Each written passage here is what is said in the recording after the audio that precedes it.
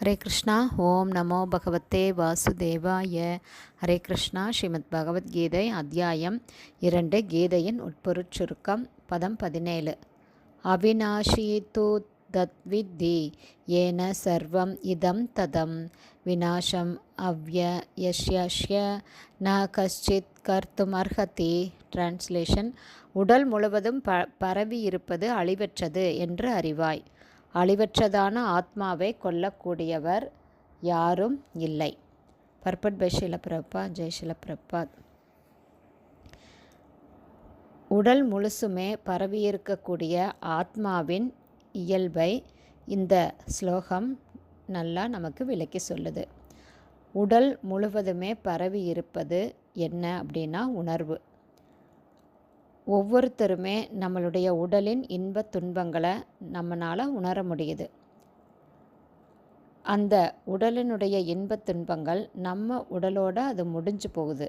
ஏன்னா ஒரு உடலினுடைய இன்பத் துன்பங்கள் மற்ற உடலுக்கு தெரியாது. அதனால் ஒவ்வொரு தனி உடலுமே ஒரு தனி ஆத்மாவை உடையது. அந்த ஆத்மா இருக்கிறதுனால தான் நமக்கு இந்த உடலுக்கு அறிகுறி ஏற்படுது. அந்த ஆத்மாவினுடைய இயக்கத்தினால்தான் இந்த உடல் இன்பத்தையும் துன்பத்தையும் அனுபவிக்குது.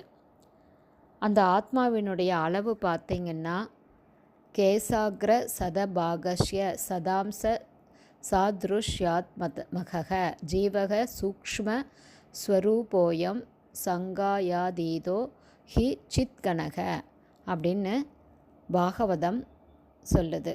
ஸ்வேதாஸ்வதர உபனிஷத்துலேயும் இதனுடைய அளவு கொடுக்கப்பட்டிருக்குது. எண்ணற்ற ஆத்மாக்கள் ரோமக்கணுவில் 10,000ல் 1 பங்கு அளவுடையதாக இருக்கிறது அப்படின்னு உபனிஷத்தும் சொல்லுது. பாகவதமும் இது பாகவதத்திலே இருக்குது. நம்ம கைகளில் இருக்கக்கூடிய ஒரே ஒரு ரோமக்கணுவை 10,000ல் அதைய 10,000 பிரித்தா அந்த 10,000ல் 1 பங்கு எவ்வளவு ஒரு மைன்யூட்டாக ஒரு நுண்ணிய பாகமாக கண்ணுக்கு தென்படாததாக இருக்குமோ அதுதான் ஆத்மாவினுடைய அளவு அப்படின்னு சொல்கிறாங்க.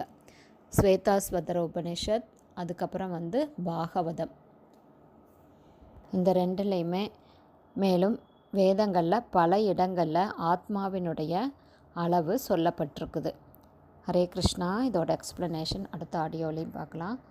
ஹரி போல்.